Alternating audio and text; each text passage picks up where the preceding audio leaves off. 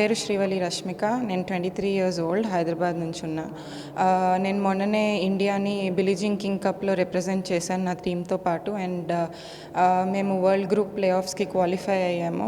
నాకు ఐదు singles matches ఆడే ఆపర్చునిటీ వచ్చింది. అండ్ నేను 5 మ్యాచెస్ నెగ్గగలిగాను నా దేశం కోసం. సో చాలా గర్వంగా అనిపిస్తుంది. ఈ ఆపర్చునిటీ ఇచ్చినందుకు కూడా నేను చాలా థ్యాంక్ఫుల్గా ఉన్నాను అందరితోనూ. ఇండియా కోసం మెడల్ గెలవడం నాకు ఒక డ్రీమ్ గోల్ ఒలింపిక్స్లో.